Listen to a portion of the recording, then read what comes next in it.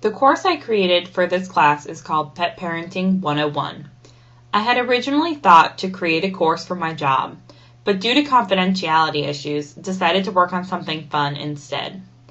It was inspired by a personal wish to have known a few more things about having a pet before my husband and I got our first dog, Rocky.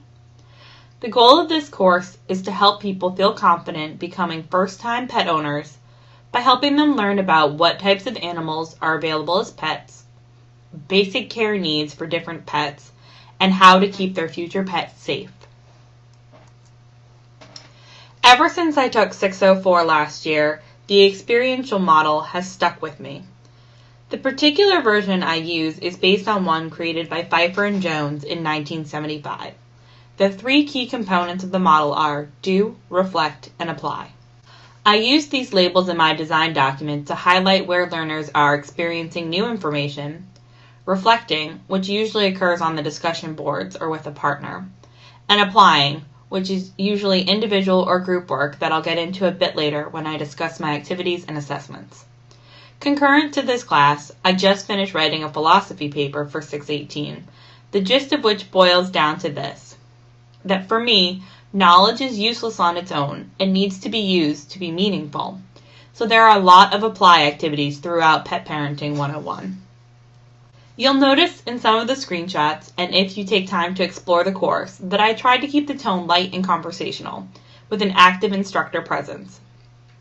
One example is that I chose to call each module a step instead of a lesson, and phrase the step as a question that'll be answered that week, such as, how do I keep my pet safe away from home? I also reinforced the relaxed tone by introducing and sharing a lot of personal information, including pictures of Rocky. These decisions were all intentional due to the target population and context of the course. I'm thankful that when we were creating our initial design documents, which included envisioning the target audience, we were taking a deeper dive into the same topic in 618. Because of that, I knew that people signing up for this course would be very self-motivated to start, but could easily disappear if the materials or activities seemed daunting or boring, or if they felt confused or unsupported. In fact, this problem led to one of my biggest challenges while developing the course. It's what AK calls the course and a half syndrome. I wholeheartedly agreed with Palaf and Pratt when we were reading the chapter on engagement and participation, especially their emphasis about the importance of discussion boards. So when it came time to add that element into my design document, I conceived a discussion topic for each week, just like our structure in this class and many others I've taken at UMB. A day or so after turning in my draft, though, I emailed AK with some concerns. Was asking my learners to discuss and reply every week in addition to other activities just too much? I proposed cutting back the amount of discussions to just 4 over the 8-week course, and he agreed, explaining that sometimes knowing when to edit is most important. That choice helped guide me for the rest of the semester. Even though there are so many cool, interesting resources out there, when considering activities, assessments, and my own resources, I opted for a minimalist approach. This can be seen in my syllabus, which doesn't include any specific readings or activities, just topics and objectives for each week. I also decided to create and post the syllabus as a Google Doc to encourage the learners to ask questions directly within the document that would be visible to not only myself as the instructor, but to their fellow participants as well. This adds an additional way for them to connect and increase participation. The minimalist approach also came through in how I designed my assessments and activities. In line with one of our readings by Kaminsky and Curie about focusing first on learning and second on technology, I used backward design principles to determine what my objectives were and how they would be assessed before I even conceived of how to execute the activities. Palaf and Pratt's point about assessments not being separate and cumbersome, but instead flowing from the activities, really stuck with me. Since it's impossible to have a real pet in a virtual world, I envisioned that learners creating their own imaginary pets. I called this the Pet Avatar Wiki, or the Pet Zoo on the course. Almost every week as we cover a new topic or concept, I ask the learners to apply the new concepts to their own pet avatar. My original thought was to have text updates, since that's my own instinct for online communication. But after reading the UDL articles, I gave an option for learners to create updates using any tool they want. If they create a video update, for example, they only have to provide a link to it via their wiki page. This whole activity and assessment is a bit of an experiment, but I hope it works. If I actually go live with this course, this is one area where I would definitely solicit feedback from my learners. There will be 2 opportunities within the course for learners to submit feedback. I plan to use a Google form with the same types of questions as AK, so I can easily get a meta-level picture of all the feedback, especially over time through several cohorts.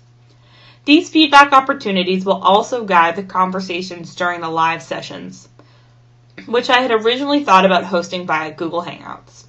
I love Google's products, but after creating a community to host the Hangouts, I realized that it might be prohibitive for some learners who use either other email platforms or who don't have Google+. Instead, I opted to use Fuse, which is also free but not tied to any email platform. I kept the Google community and plan to offer membership to course participants and alums as a way to stay in touch with each other if desired.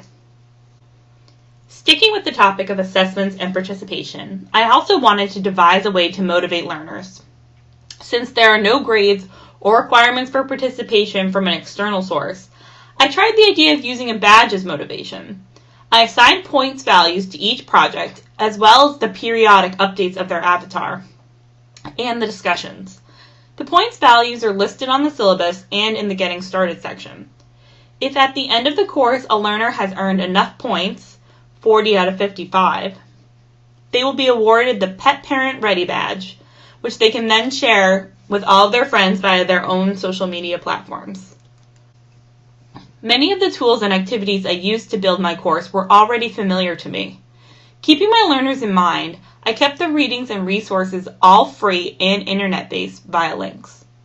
The biggest time investment during development was familiarizing myself with the back end of course sites and making sure I changed things in the course as I changed them in my design document throughout the semester.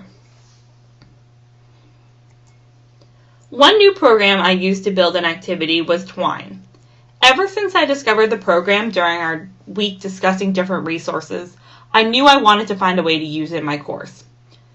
I finally decided to try it for an activity about identifying illegal pets. My first thought for assessing this objective was, what about a true-false quiz? But to one of my peer reviewers' comments, that was really low on Bloom's taxonomy and didn't align with my do, reflect, apply model. Creating an activity/assessment via Twine was definitely a challenge, but I'm actually really happy with the way that it came out. I drafted my first version on paper, making sure I included enough encounters with animals to test the objective. Then I started building it in the program. I ran into a few bumps trying to figure out how the passages connected to each other, but I finally got the hang of it. With more time and more HTML skills, like figuring out how to add pictures, I feel like I could make this branching scenario activity even more exciting for my learners. Going forward, I'm not sure if I'll actually run this course or not, but it's been really helpful to have a safe space to try out new concepts and new tools. What I am hoping to most take away from this are ways to include best practices for engagement in my company's online learning modules. The biggest challenge, now that I have these skills, is figuring out how to convince others in my organization who don't have an instructional design background why engagement, participation, and authentic assessments are so important to the success of online learning.